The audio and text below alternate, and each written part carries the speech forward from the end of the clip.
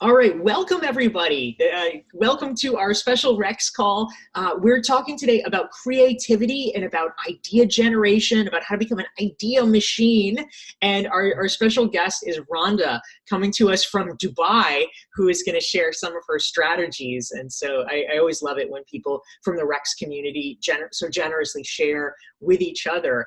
And so, Randah, I'm pumped to have you here. And I'd actually just love to start out with a little bit of like history and backstory, because you really are one of the most creative people I know. When we met up in New York, when you were part of the Scaling to Six Figures Mastermind, you were, it was so interesting to watch you, because you were just like, it's clear that you think really differently than I do, because I'm like a very linear person, and you were like drawing things and making diagrams, and it like sort of the epitome of creativity. So can you tell us a little bit about your background and your backstory about how, what you do now and kind of how you found your path to it? Yes, absolutely. Thank you, Dorie, for this lovely introduction. I didn't know that I had this crazy impact, so that just makes me happy. So thank you. And so thank you all for being here, and I hope to give you as much value as I'm getting from all of you. Backstory. So right now, I'll tell you where I am right now, and then I'll sprinkle some backstory, because it is very non-linear. Like Dorie said, I couldn't trace it back in one direction. I could go in so many different ones. So right now, what I do have a company, and I work with organizations to help nurture their culture of innovation. So that's the foundation of creativity in an organization. And I do that because, number one, I do have experience. I have around 10 years of experience in different innovation methods, methods like design thinking, service design, creative problem solving, biomimicry, and something called the Torrance incubation model. So these are different methods I work with, and I got these out of experience facilitating, but at the same time, I have a master's degree in creativity and innovation from New York, from State University of New York in Buffalo.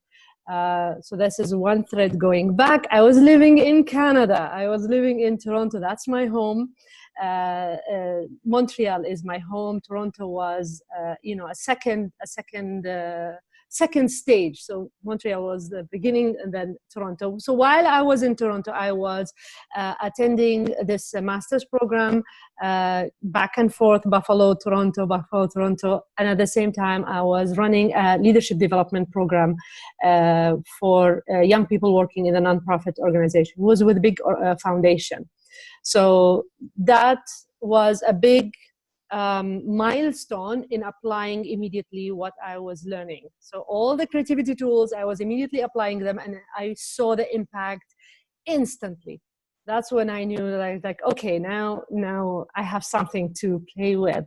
Okay, so can I interrupt you, Randah? I'm sorry. Absolutely. Sometimes I'm just going to be like, wait. So, okay, when you say that you saw the impact instantly, tell me what you mean. Like, give an example. Like, so you're like getting all these ideas about creativity. How do you apply them, and what was the impact you saw? Yes. Okay. So I was studying this method, and I was studying different creativity tools. Yeah. And I realized that there are so many tools that help you think in a different way, in a different branch, if you want to say. And there are also tools that help you make decisions, right? Better decisions that are also creative. So when I was given this task to develop a leadership program, so my boss told me, we want a leadership program for young people. By young, he means up to age 35. This is our Canadian young, right? So it's like anything from 15 to 35. It was like perfect. So, and he said, I wanted creative. I wanted different than what we already have. We have for executive level, we have for middle management. I want something very different. So I basically turned everything upside down. Whatever process that they were running, I went ahead and did the opposite, and I used the tools. Yes. So if they were saying, okay, we need to have a university to offer these modules for our participant, I say we don't need to have one university, we can have 10, right? And then you say, okay, how can we come up with the modules or the topics that we want to teach? So they basically list what would someone need in terms to develop their leadership skills. And I said, no, we invite 50 people from those who we actually want to be part of our program. And then I ask them using these tools. I have a tool for them to talk about, what they want to learn. I have a tool for them to draw where they want to learn it. I have a tool for them to write, no talking. So the different topics, the different ways they want to learn, who do they want to learn it from, everything. The whole program was put together in 3 hours. I was given 3 months. I was put in 3 hours because I relied on a huge number of people to do that. And I can only do that with the help of those tools that will address different learning styles. So I made sure that no one feels alienated at any certain point, so they can all give me their ideas. And B, so I was using the tool, and B, I was facilitating the facilitator. So this is where I realized, I'm a master facilitator. So you have facilitators, you teach them how to run the tools and how to apply all these, and then you make sure that you are doing the orchestra in a very, very smooth way. Wow. So I just want to flag a couple of things, Rhonda, that I'm hearing. So first of all, it sounds like basically you took all the sort of established wisdom that like a person would know that this is how you do it. And you just consciously were like, how can I turn this on its head? How can I do the opposite of unconsciously? I was rebellious. So consciously in a way that you want different, you really want different, I will show you different, right? So I was given the permission to do that. I think that's a big deal. That made a very big deal. So I'm very lucky to do that. But if I am put in another situation when I don't have all these restrictions from maybe a corporate environment or so, then now I know I can think in a different way, because I can play with these tools and I can come up with something that maybe I haven't thought of before. Yeah, that's amazing. And then the other thing, I feel like this could be interesting, Rhonda. I'll give you a totally unsolicited suggestion. Tell me. But basically what you just said I thought very compelling. It was like I had 3 months to plan this project, and I planned it in 3 hours using these tools. Yeah. I feel like you could make a workshop or a course or something. I do that. I call it idea clinic idea forum, because you come with one problem and then suddenly you have 100 people throwing in their ideas, and so you see it in so many ways. So I do it. Whenever you're ready, excellent. Call me to New York and I'll come and do it for you. Oh my God, amazing. So I want to yes and that, because calling it the idea clinic or the idea forum is really good. But if we really want to sharpen the value proposition, if we call it how to do 3 months of project planning in 3 hours. That's a cool one. Yes. And it's whoa, how do you totally shave off all this time, all this wasted effort? Because I think most people understand intuitively that the project will sort of expand and metastasize to fill the time allotted to it. And so if you were able to really say, no, you have this big thing you need to do, we will get it done here. I mean, in fact, in my book, Entrepreneurial You, I talk about this guy. You guys may remember if you've read it, which I hope you have. But there's this guy, Chris Winfield, and he grew big time his email list. And it was all on the back of a blog post he wrote called how to get 40 hours of work done in 16.8 hours or something. And it was highly, highly precise. And if you just think about it, it's basically he's saying how to get twice the work done in half the time. That's basically what he's saying, but that's a trite way of saying it. And because he made it so specific, people are that's exactly what I want to learn. So I feel you could do that too. Yes, I love that. I wrote it down. Oh, good. Okay, fantastic.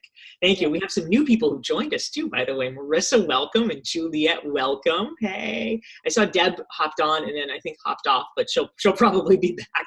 So this is great. Welcome everybody. We're talking with Rhonda, talking about creativity. So okay, so I kind of interrupted you midway through your narrative. Do you have more of an arc to tell us? I don't want to like jump on your story. I have lots of questions, but please finish your kind of intro narrative if you have more stuff. No, I lost it.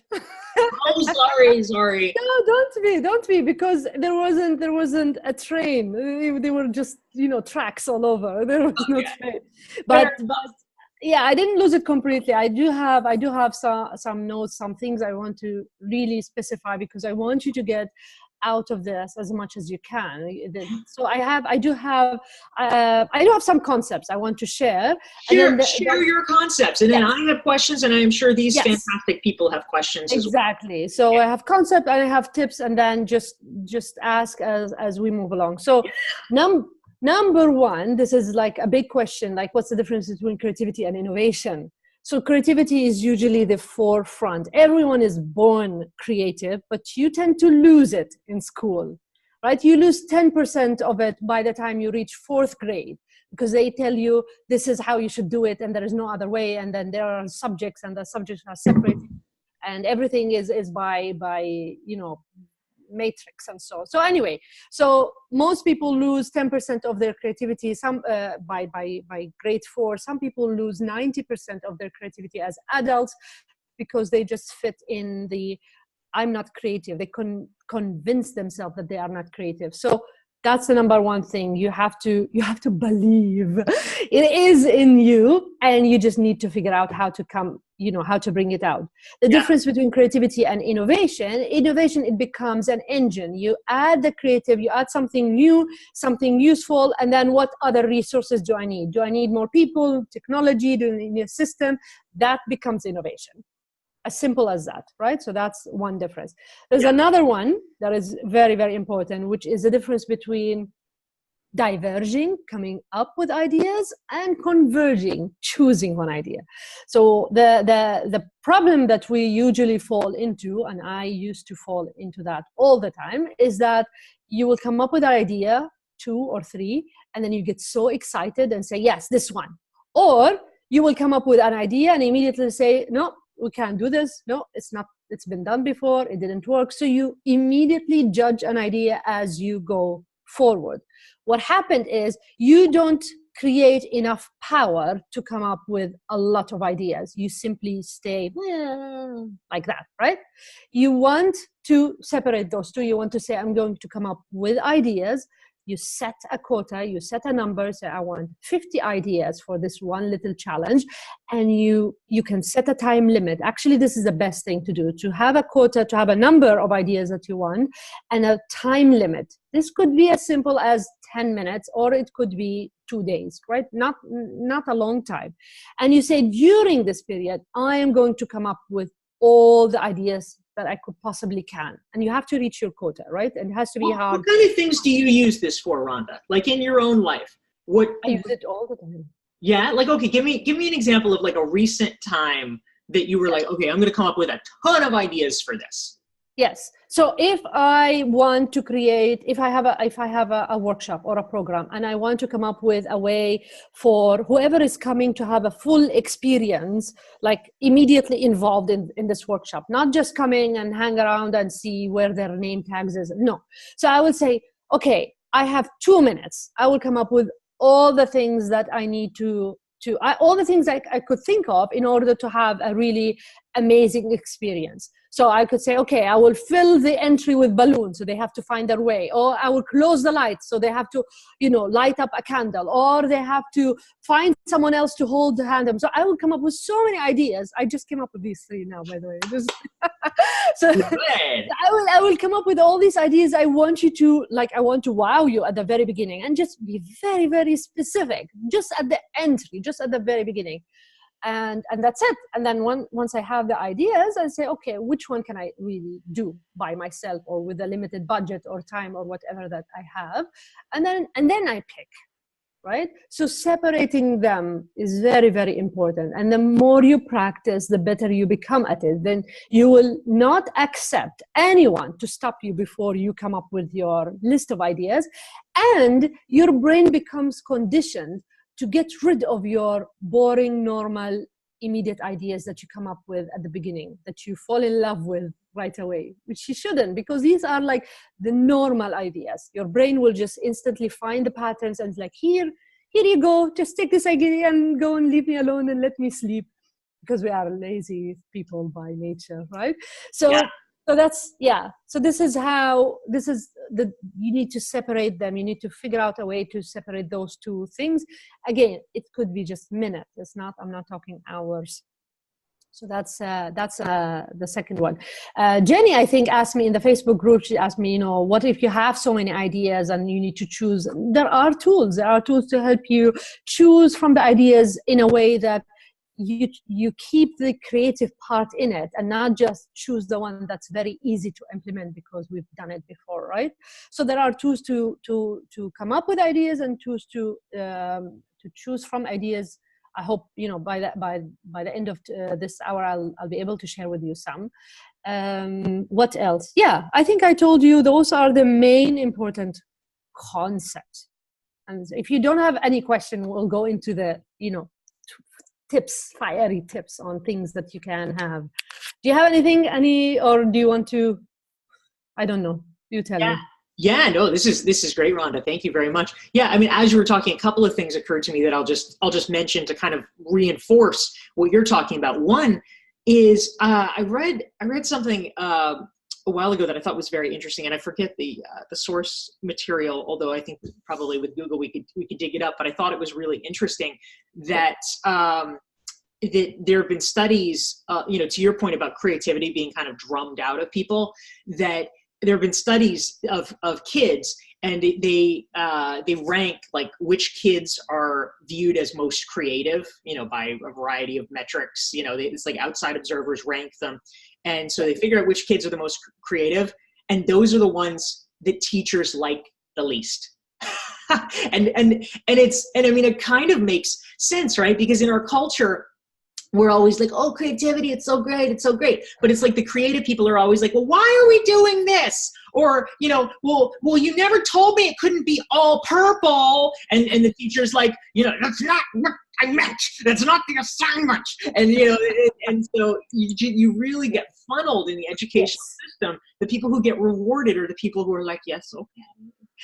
Yes. No, I completely agree. And I have a friend even where her kids came back with a note from the teacher saying, she was put in, she was not allowed to go into her research because she was drawing outside the box. Literally, that was the problem, right? So God help them. Some teachers are really good in keeping the creativity up. Some, like the rest of us, just they don't have it, so they don't encourage it. They want people to fit within the system. And kids are really, really creative, because they don't have the boundaries that we have.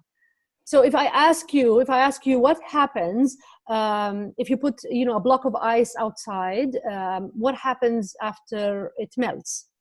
Don't give me an answer. Give me an answer at the end of this hour. Just think of it. I'm giving you a chance to think of it. What happens? What happens to a block of ice after it melts? Ooh. So, interesting philosophical question, Rhonda. I like it. We'll let that hang. I'll just mention I got in trouble once. I mean, not in like serious trouble, but like the teacher spoke to my mom because we had to draw a family portrait, and I decided.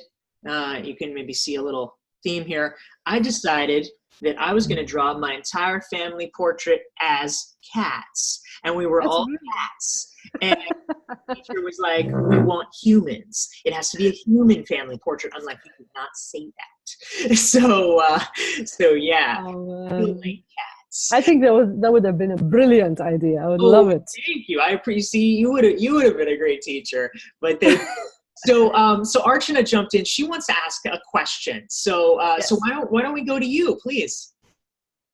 Rhonda, when you were talking about the ideas, sparking out and then coming out on as many ideas as you can in, say, for example, 2 minutes, I was curious to know whether the ideas that are beneath, like, for example, 59th idea or the 47th idea, are they the juicy ones that we have to consider? I was just thinking in terms of the 5 whys question that we normally ask. Why? So normally the 4th or the 5th why gets you to the juice of the question. So is it something like this that you have to consider when you think of ideas and then logically picking up one? I love that. So there are two things, of course. There are two things to your question, right? So the why is actually gives you different level of abstractions. So it tells you, yes, in a way you can go down to the root, but you can use it in a different place where you want to know, am I really answering the right question that I want, or am I just answering the symptoms of the problem, right? Is it the core or is it the symptom?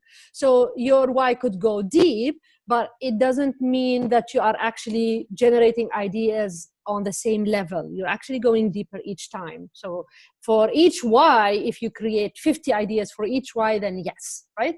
The best third, this is out of experience and out of research, the last third of the total ideas of the ones that you have are usually way much better than the beginning one. The beginning one usually is your head just getting rid of normal ideas. The second tier is you're seeing some combinations, some patterns. But the third one, you say, okay, I really have 10 more ideas to come up with. My brain is stuck. I don't know what else. So you start to look around and you start to connect things that are unconnected. Now we're talking, right? The last part is the ones that you want actually. Very nice. Thank you. Lisa also chimed in with a question, which she wrote in the question box. She says, Randah, have you found any methods that are more supportive of generating ideas than others? For instance, whiteboards or sticky notes or apps. How do you capture them for future use? Yes. I haven't found one that's good for everything. You will find you can use different ones for different needs, right? So if there is one that you are very comfortable with, I would say, okay, choose the ones that you're very comfortable or you found the effect of it as your go-to. But in your downtime, when you're not pressed, always experiment with other methods, right? And then slowly weave them in. Because in moments of need, I need an idea right now, you're not going to experiment with any new method, like in terms of a tool like a technology based or a non-technology based, but also in the tools for generating ideas. And when I say tools for generating ideas, like I will share with you some tools. Like brainstorming is one that you all maybe are familiar with, but there are brainwriting, body storming, you have like different lotus flower idea spring, you have different, I've used 156 ones, right? The last time I counted, right? So you experiment and you see. Magnet for that, Randah? Do you have 156 ways to generate new ideas?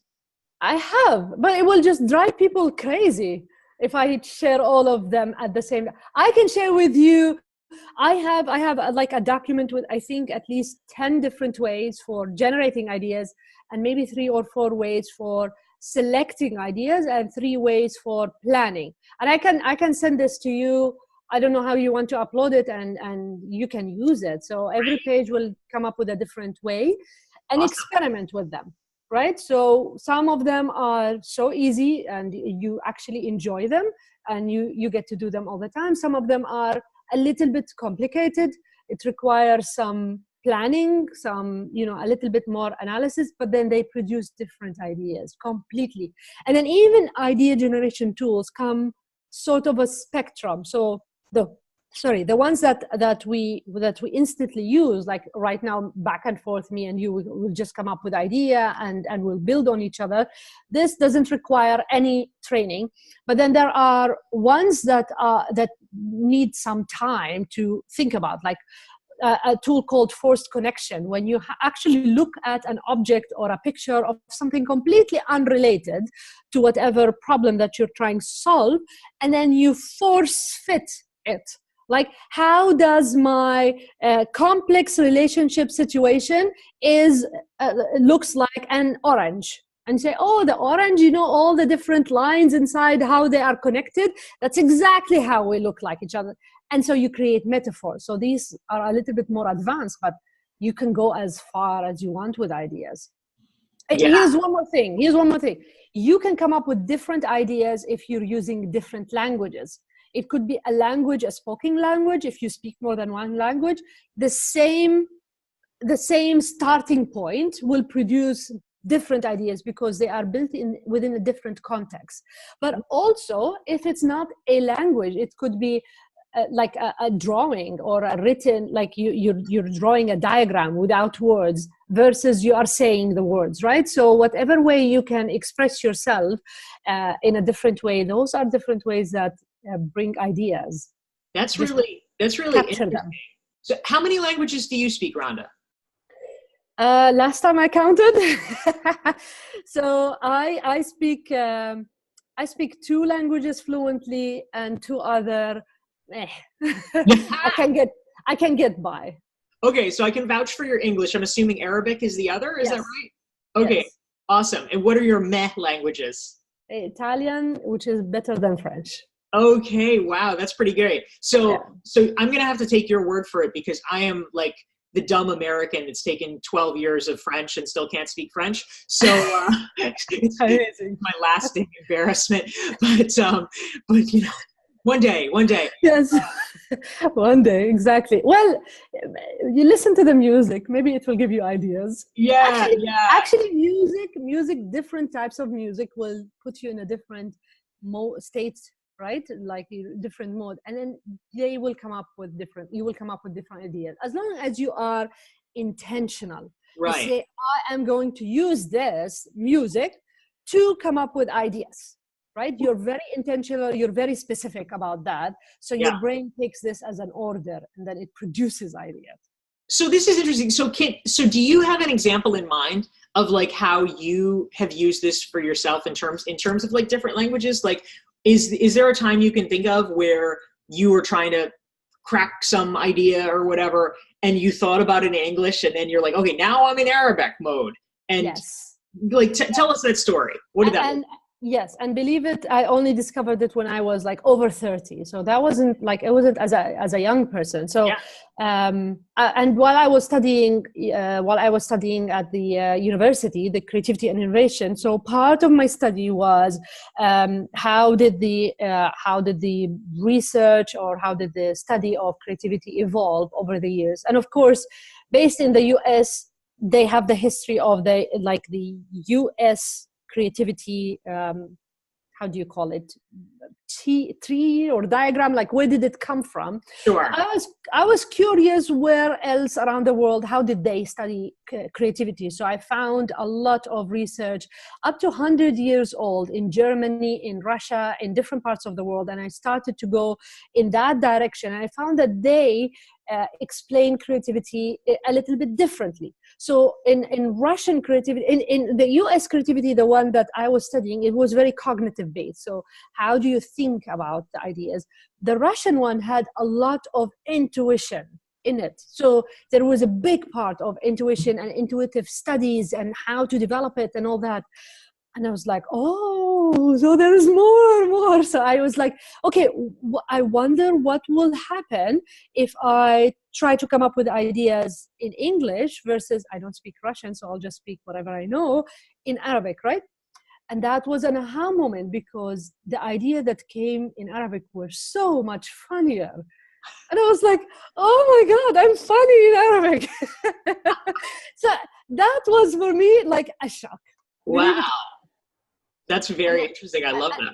And I had a talk about it, and I put it also on YouTube. It was the talk about it. It was like how does the Arabic language lends itself to creativity because of the generative method of it. So it has a different,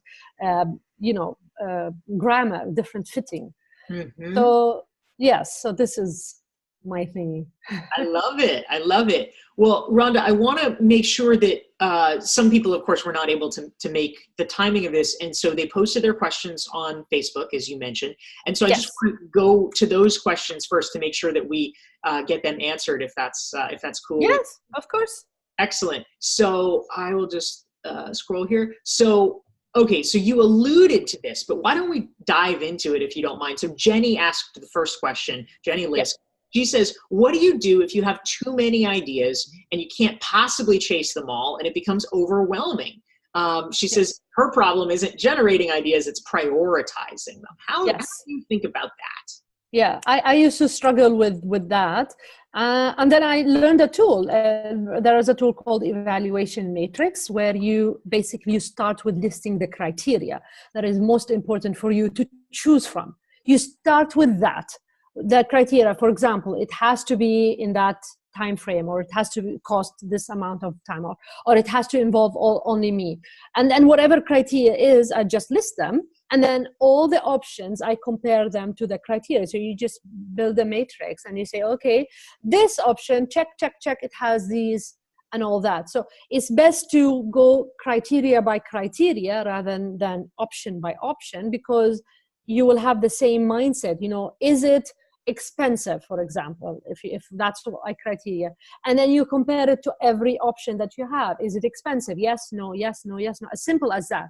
At the end, you will have everything in front of you to show you which options that are really ticking a lot of the criteria that you didn't see them in front of you. Because sometimes when you see it in front of you is way more clearer than what you keep in your mind. That's why we use diagrams a lot. That's why we draw a lot, like arrows and connections and mind map that you mentioned at the beginning. It was just to build these kind of connections that you can get lost in your head. Yeah, that's really helpful. That's great. So also, I saw that Jovina had a question on there, but it looks like she just logged in.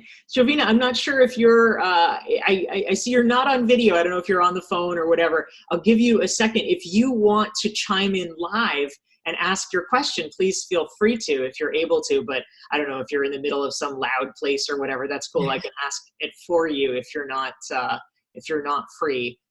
So feel free to dive in right now if you want to. Otherwise, I will be your mouthpiece. But I'm happy that you're able to join us here right now. I have a couple of, until Jovina comes in, I have a couple of things I want to also mention that have really made a big difference.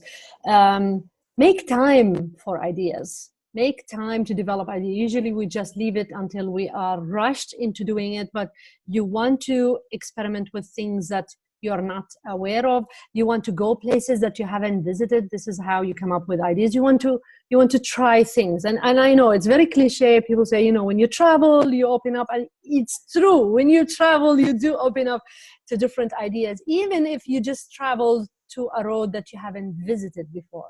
So one of the ways that I encourage people, if you're usually going to your work using a certain road, try on a day that you are not rushed to go from a different direction. It will take you double the time, but you will have a different experience, and you might just have a different way of looking at your problems that day. So it's, again, a way to experiment with things.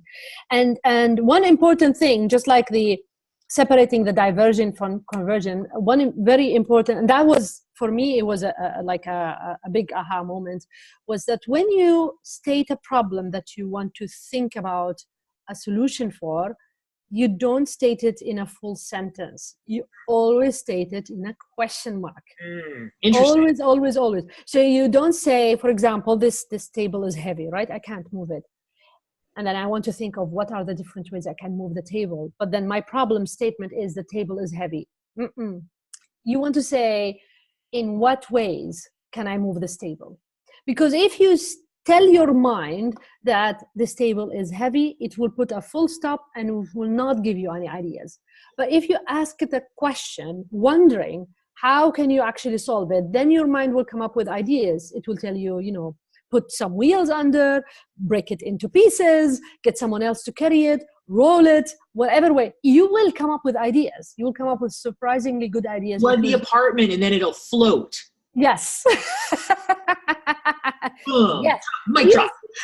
You see, you have the ideas because I put it in a question. But if I just told you it's heavy, you're like, no, well, what can I do? Yes. That's the way to trick your mind. If you really want to come up with ideas, let your mind, you know, trick it. Another trick is using what we call incubation. And the word incubation, you just put it in an egg or until it hatches or something like that. It's exactly the same thing. And we usually say, sleep on it.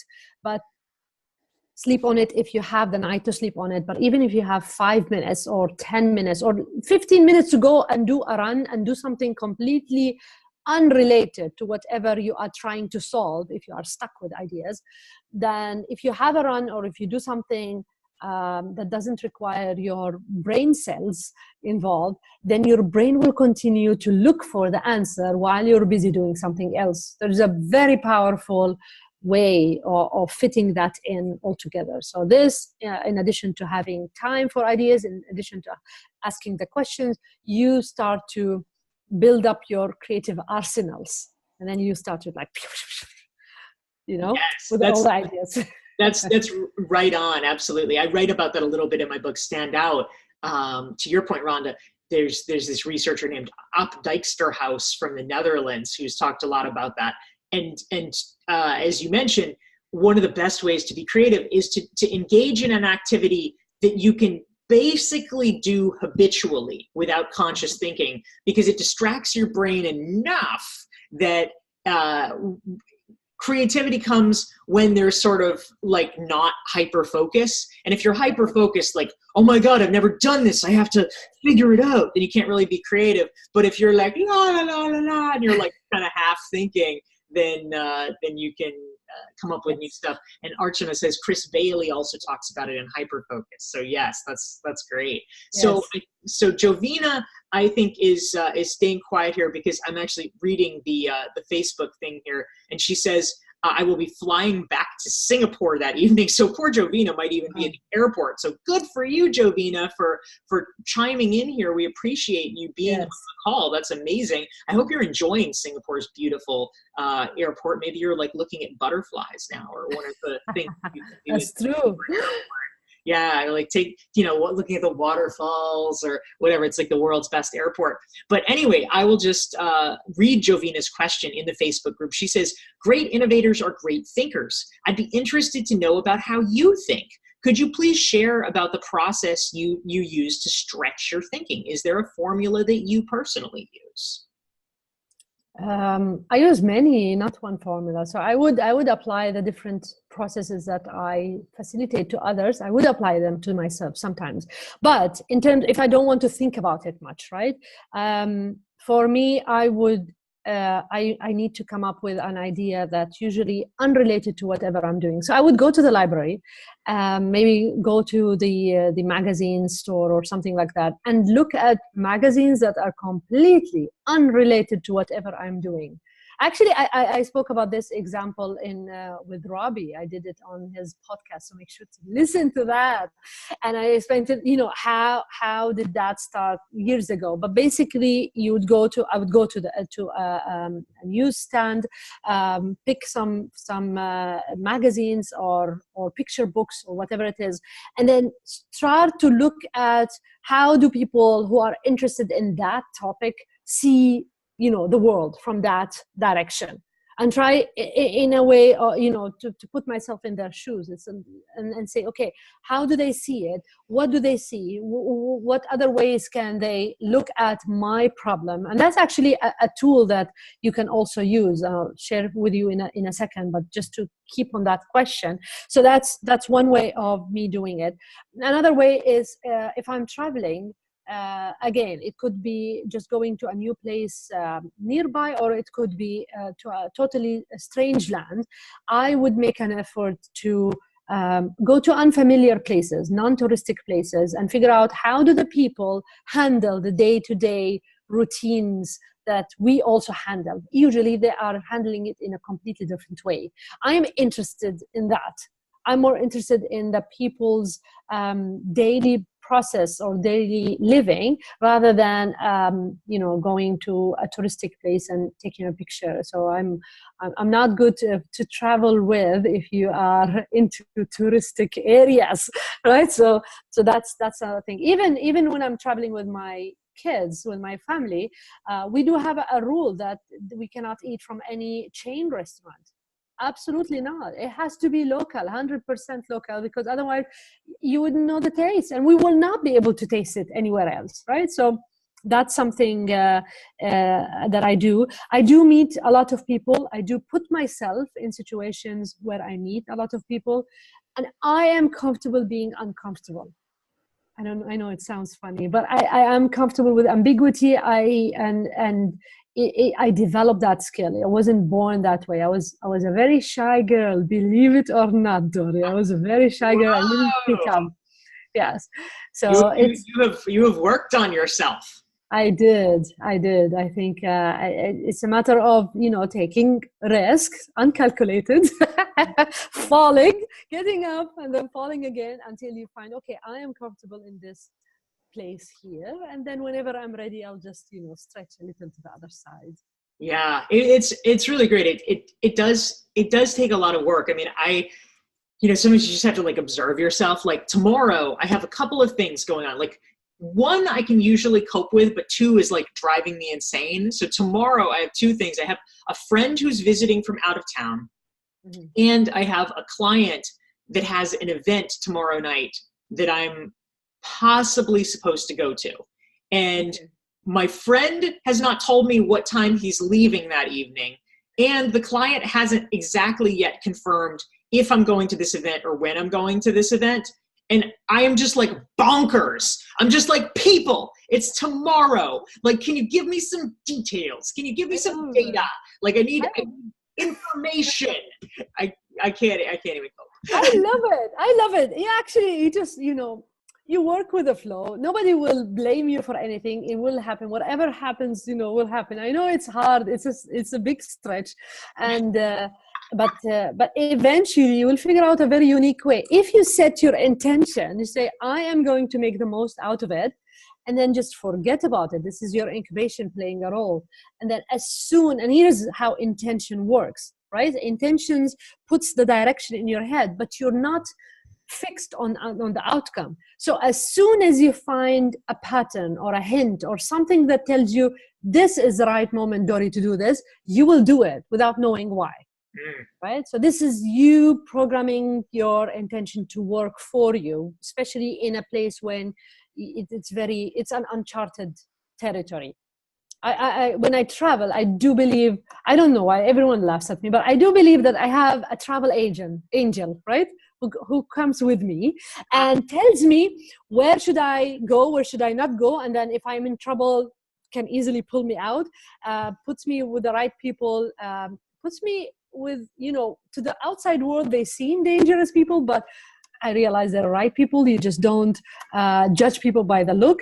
And I trust my travel agent. I want him to stay with me, during day to day, but he's busy. So I don't know. That's amazing. I love that. So a question to the Rexers that are on the call right here. Are any of you right now facing a situation where you are trying to specifically be more creative or trying to develop new ideas around something? Because if you are, I wonder, Randah, you can tell me if this is okay, but because we haven't rehearsed this, but I wonder if we could maybe talk about it in real time as a little bit of a case study. Is that cool, Randah, with you? If we I love unrehearsed stuff. Yes. Come, bring it on. Bring it. So are any, raise your hand, guys, or okay. So, this is a great one. Okay. So yeah, feel free to type into the chat box too, because we can probably tackle a couple if we want. But Lisa just said, I am stuck trying to create a list of blog topics. Yes. Your favorite, Dorie. Hey, I love it. I love coming up with blog topics. That's right. Exactly. Yes. So this is a great one. Randah, would you be willing if we dove into this and tried to help Lisa out? Yes. Excellent. Well, I will hand it to you. Feel free. Ask questions, do your magic, whatever. I've now facilitated. You go ahead. See, Dorie, I thought you would sit there and laugh because that's one of the things that you talk about is how quickly you can generate blog topics. I'm like, I'm typing this in and she's going to go, are you kidding me? It's a safe space. It's a safe space, Lisa. Yes. And Lisa, I have to add that Dorie is already, she already has the engine for that running, right? She already started with the list. She already has a big list, and then now she's picking from them. Tell me if I'm wrong, Dorie. You don't need to tell me that before, because this is how a brain would work. You generate all of them, and then you start to pick and choose which one will fit at a certain. It's true. I mean, I consciously started curating a list of blog topics. Like, I mean, it was even before this, but my document where they're saved is dated August 2014. So like the document is like, I mean, it's actually like hundreds of pages long. Yes. I mean, it's not all like hundreds of pages of titles, but it's like a title, an idea, a snippet. Like I pasted an email in because the email is relevant and I want to quote it in the future blog post or whatever. So yeah, there's a lot of material. So yeah, I don't have to deal with this problem anymore because there's a lot of source material that's been saved, but it takes a while to build up. Absolutely. Yes, absolutely. It takes a while, but you were focused on this problem and you came up with the ideas for that. So that's your problem, Lisa. So let's focus on that. So I'll give you one tool. One tool says, put on a different hat. Okay. What does that mean? So you have a specific topic. What is your topic that you write about? Like, can you tell me? I write about how to get unstuck. Right. So for folks who are stuck in whatever, if it's their career, if it is, they are now unhappy, they've reached the corner office and they're if it's coming up in blog posts. Yes. Yes. There it is. Dorie, love ya. we teach what we need to learn. No, well, exactly. And what I find is I'm so busy trying to pull the through thread. Yes. Right. So I can't just go with the idea. I have to go, all right, so there's one idea. Now let's stay with it. It goes back to what you were saying at the beginning, Randah. Don't fall in love with your babies. Yes. Right? Yes. It's not your baby. It's just an idea. Spit it out. It's not a baby. So yes, you didn't kickstart your engine, Lisa. That's it. No. So you need to dedicate time solely for coming up with ideas with zero judgment. Judgment, it means that you don't say that this is a bad idea and you don't say this is a good idea, right? No judgment. So you say, for this amount of time, a day or two, whatever time that you have, and I need to come up with 200 topics. Yeah. 200 topics. Yes. Yeah. Because if you force your mind to go with that number, then you will start sweating by the time that you reach whatever number that you usually reach and say, oh, I need to come up with ideas, right? So when I came up with the name of my company, I have 200 names for my company. Until I found the 201, which is what I called sajory, right? So I have 208. So when I developed a product, so I usually offer a service. So, and then I decided, okay, I can do a product. It's a subscription box that fits the same people that I'm working with. Okay, I need to name this product. Oh, let me look at the list. Oh, this is a perfect name. There you go, right? I already did that work. So you want to do the same thing. You want to have, and again, I had several weeks to do that. So if you don't have several weeks, if you don't want 200, then 50. I don't know how many. Okay, let's start with how many ideas do you come up with for a blog usually? 2? Usually, yeah. It's like 1 or 2 at a time, and I work those and publish them, and then I move on to the next one. Yes, that's a problem at a time. You need to cancel it. Yeah. You don't want at a time. So if it's only 1 or 2 at a time, you want to create 30 to 40. That's the number. And so what the two of you are saying is you just kind of have a place where you keep all of those and you just keep going back to them. And Dorie is organized. She keeps them in one place. That's one possibility. I have them, digital. I have them, I write, on my notebook. I have them in drawings. I have them in so many things. So whatever I open, any cupboard I open, oh, an idea just fell down, because I hit it like a year ago. So yes, so whatever works for you. But then definitely, yes, I do have a full list and for the things that I always need to come up with. So like the tools that I use at work, I did work with 156. I did practice all of them. Some I did it only one time and I hated them, but I counted, I did it. But others I use almost, every week or every other day. Right. So the tool I want to share with you is called Put on Another Hat.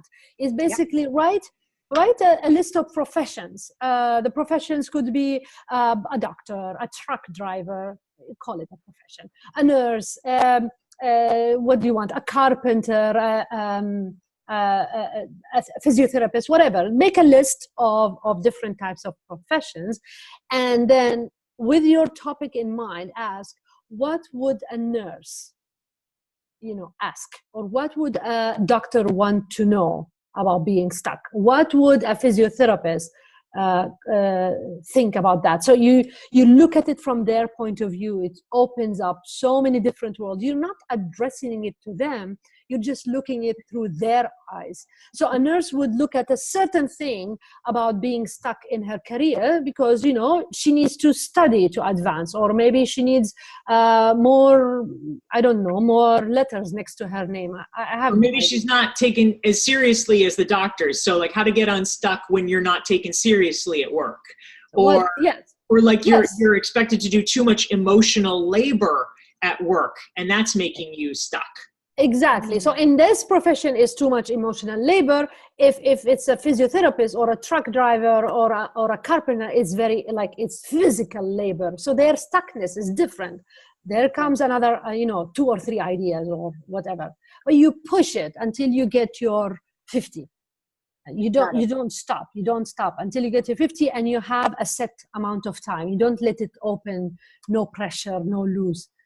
You can say, I will only eat dinner after I no ice cream until I.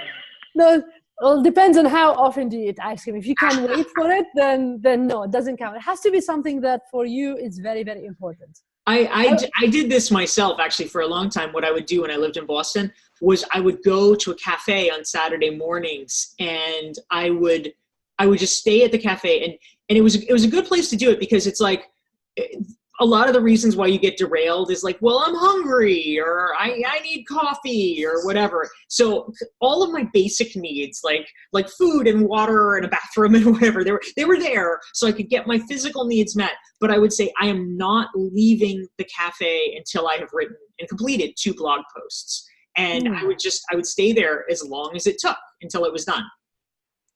Can I add to your constraint, Dorie? Yeah. Yeah, don't take your laptop's juice. Don't take the physical cord to connect you with the electricity. You will finish your work until your battery is done. So you are on heat. It has to be done. Ooh, right? Get a time constraint. Yeah. Yes. So you just pressure yourself that way. Right now, I when I go and work in a coffee shop, I do not take the charger at all.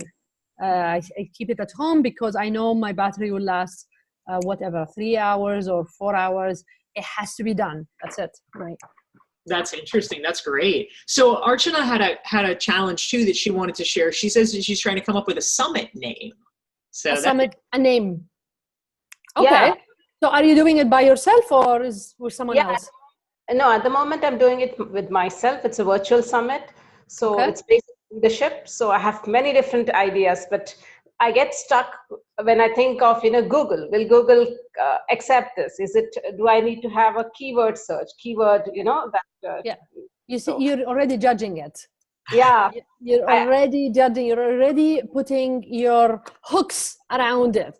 Release it to the world. So you want to create a mind map. You want to start with one word and then branch, what does this word make me think of? And then what does this word make me think of? And then go in different directions. And I'm assuming you do speak another language, right? Yeah.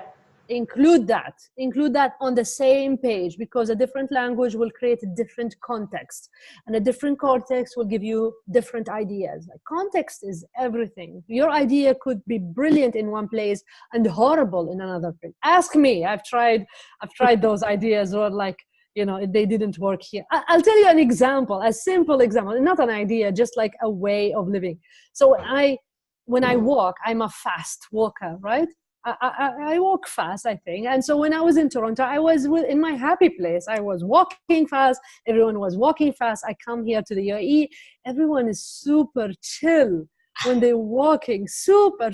I kept bumping into it's 120 degrees. I can't go that fast. I think it has to do with that, plus the culture, plus no, even people that are not from this country, they are all walking slow, and I kept bumping into people, bumping like all the time. I kept, slowing myself, like I felt like a reindeer, like you keep pulling me back, and so I slowed down. I said, okay, maybe it's good for me. Maybe slowing down is actually will make me, enjoy my time better, or better use it, or whatever it is. And then I traveled back to work to Toronto, and then suddenly everyone is bumping in my back because I'm too slow. Everyone is like, hitting me and moving forward. I was like, I need to speed up. It was drama. So Rhonda, I want you to write a memoir, and I want you to call it A Reindeer in Dubai. Because that would be amazing. You know what? I compare myself to, because when I first came here, it was in May. Toronto was freezing still. We were coming in jackets, and then suddenly here it was excruciating hot. So we felt like hamburgers. We came out of the freezer and into the oven. Immediately into the oven. That's exactly what we felt. So many good metaphors. That's great. Metaphor is another one that you can use to come up with ideas. So think of metaphors, Archana. Think of metaphors that will, whatever the topic, if there is a word that you like, and then think of a metaphor of something else like it, and then maybe play with that word. That is the metaphor, right? And the more far away it is from your idea, the more creative it becomes. Excellent. Wonderful. Well, guys, we're just about at time here. Rhonda, this is so helpful. Thank you so much for taking the time to share your advice and your expertise with us. Juliet just sent a nice note. She said, thanks so much, Rhonda and Dorie. A great way to get the day started. So we're so pleased that everybody joined. Thank you, Lynn. Thank you, guys. Thank you, Archana. We're so happy to have you here. And I'll just mention, Juliet, are you in New York? Is that right? You're muted. Sorry. Can you hear me now, Dorie?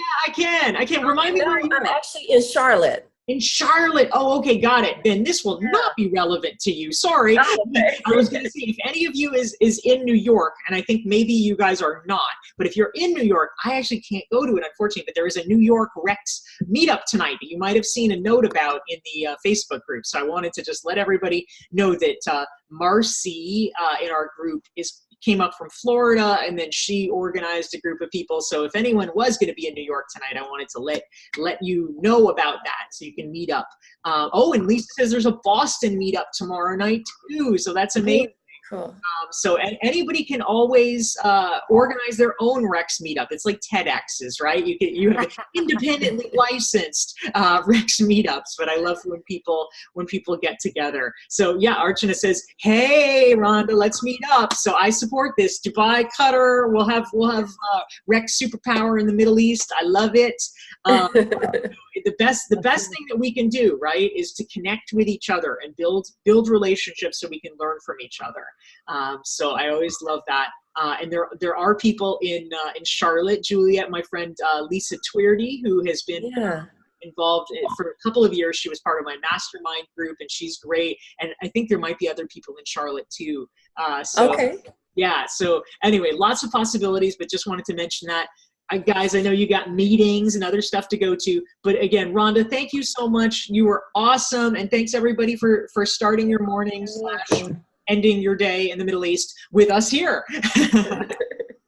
Yes, it was amazing. Thank you so much, guys. Thank you for the beautiful, juicy questions. That's great. And Rhonda, if people want to learn more about you and your work, tell us your website. My website is sajory.com, SAJORY, and then you can easily find me at Randah at sajory.com, and then I'm on Instagram, Facebook, sajory.imaginess.